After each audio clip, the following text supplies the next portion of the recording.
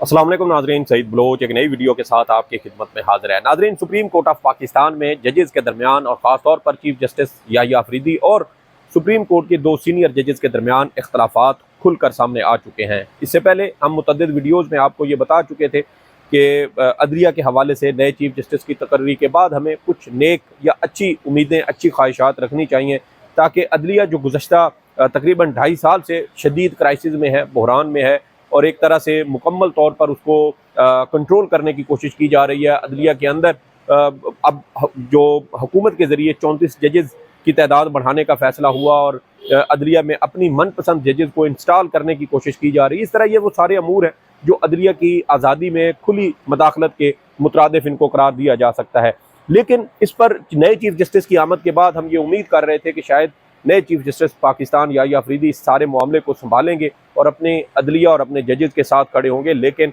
बज़ाहिर ऐसे लगता है कि चीफ जस्टिस याहिया अफरीदी ने भी गिव अप कर दिया है। चीफ जस्टिस याहिया अफरीदी ने भी शायद गो विद द फ्लो या पानी के बहाव के साथ ही उन्होंने जाने का फैसला किया है। तो ये क्या मामला है, इसकी तफसीलात हम सारी आपके साथ शेयर करेंगे। मैंने रात को जो वीडियो की थी, मैंने उसमें आपको ये कहा था, इस खत के बारे में एक इंदिया दिया था कि जजेस की जानिब से यानी जस्टिस मंसूर अली शाह और जस्टिस मुनीब अख्तर ने अपने चीफ जस्टिस याहिया अफरीदी को एक खत लिखा है जिसमें आइनी तरमीम है उसके खिलाफ दायर दरखास्तें समाअत के लिए मुकर्रर करने का कहा गया, लेकिन वो दरखास्तें समाअत के लिए मुकर्रर नहीं हुई। अब उस खत की तमाम तर तफसीलात मंजर आम पर आ चुकी हैं। खत का मतन क्या है वो आपके साथ शेयर करेंगे और साथ ही मैं आपको ये भी बताऊंगा कि मुझे गुज़श्ता हफ्ते यानी आज मंगल है, तो गुज़श्ता हफ्ते पीर के रोज़ 28 अक्टूबर को सुप्रीम कोर्ट के एक सोर्स ने मुझे नए चीफ जस्टिस याहिया अफरीदी के बारे में क्या कहा था और एग्जैक्टली उस बंदे के जो अल्फाज हैं वो आज दुरुस्त साबित हुए हैं। वो इंतहाई अहम इंफॉर्मेशन है, वो मैं आपके साथ इस वीडियो के आखिर में शेयर करूंगा। उससे पहले हम खत के मतन के ऊपर बात कर लेते हैं कि मुमकिन तौर पर खत के अंदर क्या कहा गया है।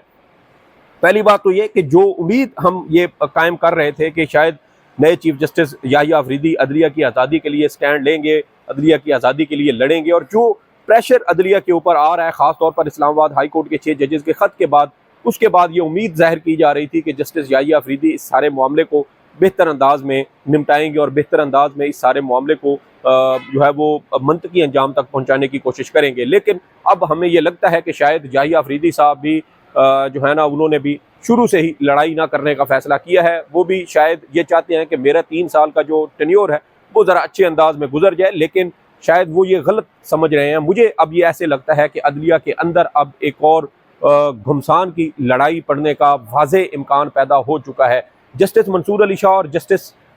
मुनीब अख्तर के इस खत से हमें ये भी पता चलता है कि दोनों जजेस ने हिम्मत ना हारने और अपने हक के लिए शायद लड़ने का फैसला किया है। ये एक इंतहाई खौफनाक सूरत हाल है कि दोनों जजेस इस वक्त इस्टेब्लिशमेंट और हुकूमत के खिलाफ लड़ने के लिए अपनी सफ़ें सीधी कर चुके हैं। देखना यह है कि दो जज कहाँ तक इस सारे मामले को टेकअप करते हैं, इसके साथ लड़ते हैं, क्योंकि सिस्टम बिल्कुल इन तमाम जजेस के मुखालिफ साइड पर खड़ा हुआ है। इवन के जो मौजूदा चीफ जस्टिस हैं, इन्हीं जजेस के चीफ जस्टिस वो भी इनके मुखालिफ सिमत में खड़े होते हुए दिखाई दे रहे हैं। तो ये बराह रास्त लड़ाई है जो अब इन दोनों जजेस ने इस्टेब्लिशमेंट और हुकूमत के खिलाफ भी शुरू कर दी है। आइन की बालादस्ती, कानून की हुक्मरानी की ये लड़ाई है असल में, और देखना यह है कि इस लड़ाई में आइन और कानून की बालादस्ती जीतती है या फिर जो फाशिस्ट कुव्वतें हैं उनको इसमें कामयाबी मिलती है। दोनों जजेस की जानिब से जो ख़त लिखा गया है उसके मुताबिक ख़त में अगर बात की जाए तो इसमें यह कहा गया है कि जस्टिस मंसूर अली शाह और जस्टिस मुनीब अख्तर ने 31 अक्टूबर के रोज़ चीफ जस्टिस याहिया अफरीदी को ये कहा कि 3 रुकनी इंतजामी कमेटी का इजलास बुलाया जाए और उस इजलास में 26वीं आइनी तरमीम के खिलाफ जितने भी दरखास्तें ज़ेर इल्तवा हैं उन दरखास्तों को फुल कोर्ट के सामने समाअत के लिए मुकर्रर किया जाए। लेकिन चीफ जस्टिस याहिया अफरीदी ने फौरी तौर पर कमेटी का इजलास ना बुलाया, जिसकी वजह से दोनों जजेस को मजबूरन खुद अक्सरियत की बुनियाद पर कमेटी का इजलास बुलाना पड़ा। अब ये जो खुद जजेस के हवाले से कि कमेटी का इजलास क्यों बुलाना पड़ा, ये साबिक चीफ जस्टिस काजी फ़ायज़ ईसा के दौर में आप देख लें, गुज़श्ता बल्कि सितंबर के महीने में आप देखें कि जब सदारती आर्डीनेंस लाया गया था तो जस्टिस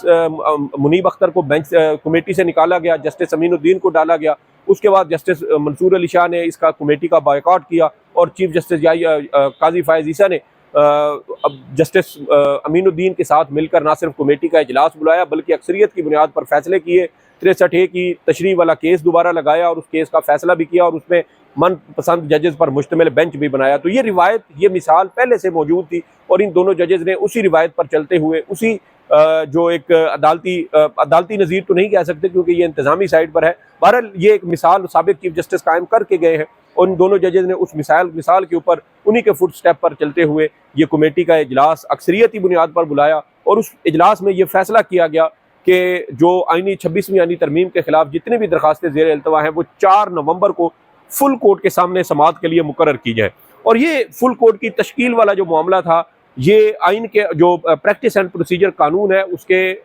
सेक्शन 2 की झैली शिक 2 के तहत ये बुलाया गया था और ये फिर जो मामला है ये सेक्रेटरी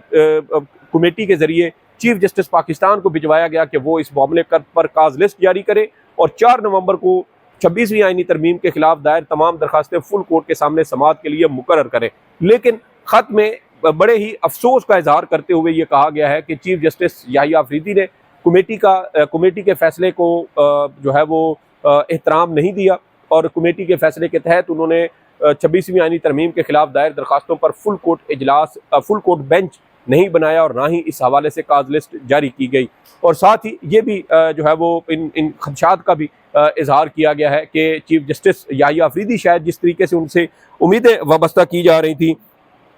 उस तरीके से वो उस पर पूरे नहीं उतरे और दोनों जजेस ने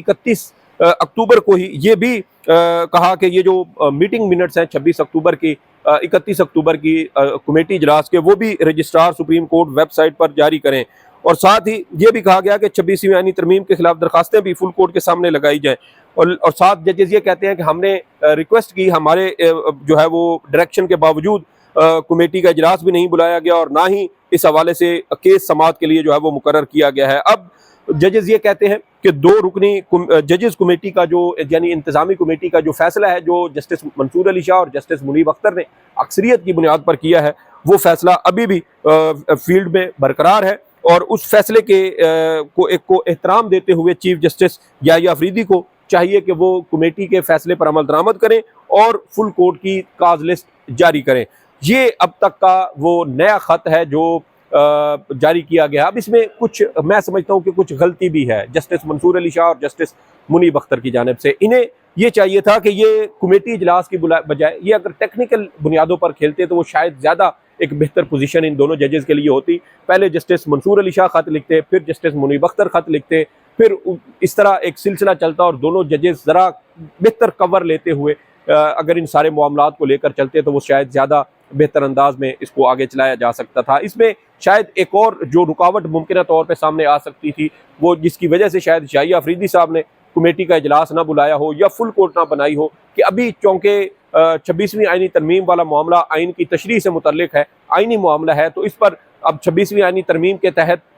आइनी बेंचेस बनेंगे और आइनी बेंचेस ही आइनी मामलात या कानूनी जो मामलात की तशरीह से मुतल्लिक जितने भी मुकदमात होंगे उनकी समाअत के लिए आइनी बेंचेस बनेंगे और वो आइनी बेंचेस इन मखसूस मुकदमात की समाअत करेंगे। तो शायद याहिया अफरीदी साहब के जहन में ये बात हो कि अब आइनी बेंचेस बनेंगे तो फिर ही ये मुकदमा जो है वो समाअत के लिए मुकर्रर किया जाएगा। बहरहाल अब तक की जो सूरत हाल है उसके मुताबिक याहिया अफरीदी साहब स्टैंड नहीं ले सके, याहिया अफरीदी साहब अपने ब्रदर जजेस के साथ खड़े नहीं हुए, याहिया अफरीदी साहब ने आइनी तरमीम को शायद जहनी तौर पर कबूल कर लिया है जिसकी वजह से आइनी तरमीम पर अब फुल कोर्ट बनने का इम्कान भी एक तरह से ख़त्म हो चुका है। लेकिन जजेस के अंदर, सुप्रीम कोर्ट के अंदर, अदलिया के अंदर एक नई लड़ाई का आगाज़ हो चुका है और ये नई लड़ाई भी देखना यह है कि कौन सा फरीक जीतेगा। लेकिन ये जो भी फरीक ये लड़ाई जीते, बज़ाहिर इस सारे मामले में हमें रियासत पाकिस्तान की आवाम और पाकिस्तान ही हमें शिकस्त खाता हुआ दिखाई देता है। तमाम रियासती इदारे शिकस्त व रीख का शिकार हैं। तमाम रियासती इदारों में एक अजीब व गरीब किस्म की जंग शुरू हो चुकी है, लड़ाई शुरू हो चुकी है पार्लियामान के दरमियान, आप देख लें। इसके अलावा जो रियासत के जितने भी दीगर पिलर हैं, दीगर सतून हैं, उनके दरमियान भी हमें एक खिंचातानी लड़ाई झगड़े की कैफियत नज़र आती है। सुप्रीम कोर्ट के ऊपर, अदलिया के ऊपर कंट्रोल हासिल करने के लिए जिस तरीके से पार्लियामान से कानून साजी करवाई जा रही है वो भी इंतहाई तबाहकुन है। देखना यह है कि ये सारा जो मामला है ये किस सूरत जो है ये मंतकी अंजाम तक पहुँचता है। अब आते हैं उस इंफॉर्मेशन की तरफ। गुज़श्ता हफ्ते पीर के रोज़ 28 अक्टूबर को सुप्रीम कोर्ट ऑफ पाकिस्तान में चीफ जस्टिस याहिया अफरीदी का पहला वर्किंग डे था और इस पहले वर्किंग डे पर हमें सुप्रीम कोर्ट के अंदर एक इंतहाई काबिल एहतराम और इंतहाई मोतबर जरिए ने यह बताया, सोर्स ने यह बताया कि जस्टिस याहिया अफरीदी एक मजबूत किरदार के मालिक नहीं है, वो प्रेशर को बर्दाश्त शायद ना कर सकें और उनसे किसी बड़े तगड़े फैसले की उम्मीद नहीं रखनी चाहिए। मुझे जब ये बताई गई इन्फॉर्मेशन तो मैं इसके ऊपर थोड़ा सा मुस्कुराया और मैंने कहा ये कैसे मुमकिन हो सकता है कि जस्टिस याहिया अफरीदी साहब जो है वो अपने हर अहम मामले पर अपना एक बड़ा वाज़े मौक़िफ़ लेकर चले हैं, बड़ा एक दीगर जजेस से उन्होंने खुद को मुख्तलिफ रखा है, अलग नज़र आने की कोशिश की है, तो कैसे मुमकिन है कि वो इस तरह की सिचुएशन में शायद दबाव ना ले सकें। यहाँ तक कि उस सोर्स ने हमें यह भी कहा कि इवन जो साबिक चीफ जस्टिस थे काजी फ़ायज़ ईसा, वो भी कुछ मामलात के ऊपर मज़ाहमत करते थे, डट जाते थे, फैसले तब्दील अपने नहीं करते थे। तो जहाँ उन्होंने ये कहा कि जस्टिस याहिया अफरीदी के बारे में इस तरह की भी कोई तवक्को ना रखें कि वो किसी मामले पर डट जाएंगे या किसी मामले पर वो इंतहाई जो है वो सख्त मज़ाहमत करेंगे, बल्कि उन्होंने कहा कि ये मुकम्मल तौर पर गो विद फ्लो वाली जैसे पॉलिसी होती है, हिकमत अमली होती है, उसके मुताबिक ये चलेंगे। और अब जब ये नया ख़त सामने आया है और इस ख़त में जिस तरह के मामलात उठाए गए हैं उसके मुताबिक याहिया अफरीदी साहब ने भी शायद गो विद फ्लो यानी पानी के बहाव के साथ उन्होंने भी तैरने का फैसला किया है, पानी की मुखालिफ सिमत में उलट जो है पानी के बहाव के, वो शायद उन्होंने भी फैसला किया है कि इसमें बहुत ज़्यादा जोर लगेगा, बहुत ज़्यादा इसमें मुश्किलात पेश आएंगी, तो बेहतर यह है कि पानी के साथ साथ चलते हैं। 3 साल का चीफ जस्टिस का टेन्योर है, इसको आराम सुकून से गुजारेंगे और शायद यही पॉलिसी इस वक्त हमें justice Yahya Afridi, chief justice Yahya Afridi की नज़र आती है। बहरहाल देखना यह है कि ये पॉलिसी उनको कितना फ़ायदा देती है, लेकिन ये पॉलिसी सुप्रीम कोर्ट को और अदलिया को नुकसान ज़रूर देगी। सुप्रीम कोर्ट और अदलिया की आज़ादी ही पाकिस्तान की और जमहूरियत की आज़ादी के साथ वाबस्ता है। इससे पहले जब अदलिया इस्टेब्लिशमेंट के साथ मिलकर सियासतदानों को रगड़ा लगाती आई है और आज एक बार फिर सियासतदान इस्टेब्लिशमेंट के साथ मिलकर अदलिया को रगड़ा लगा रहे हैं, ये 3 फरीक हैं जो शुरू से लेके आज तक इस मुल्क के अंदर तमाम तर अहम मामलात में कहीं ना कहीं फ़ैसला साजी का इख्तियार रखते आए हैं। देखना ये है कि ये जो इस्टेब्लिशमेंट और हुकूमत या पार्लियामेंट का इस वक्त एक लव अफेयर चल रहा है, ये कहाँ तक कामयाब रहता है और कहाँ इन दोनों फ्रीकैन के दरमियान ब्रेकअप होता है, और उसके बाद अदलिया जिसको इस वक्त तख्ता मश्क बनाया जा रहा है, पंचिंग बैग बनाया जा चुका है, ये कहाँ जाकर अपने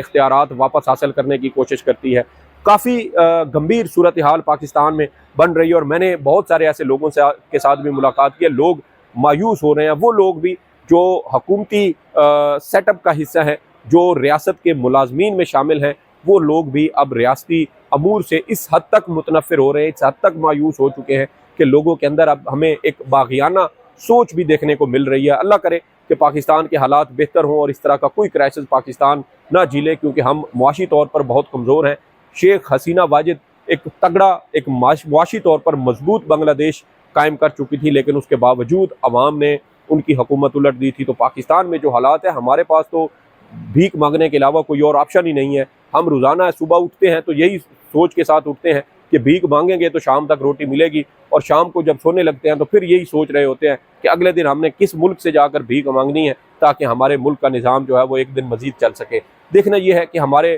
फैसला साज, हमारे करता धरता क्राइसिस के, बहरान के इन दिनों में अहम फैसले करते हैं, या फिर वो भी तारीख़ में एक जो है वो बदतरीन मिसाल के तौर पर जो है वो खुद को सिक्योर करते हैं। सईद बलोच को इजाज़त दे। अल्लाह हाफ़िज़।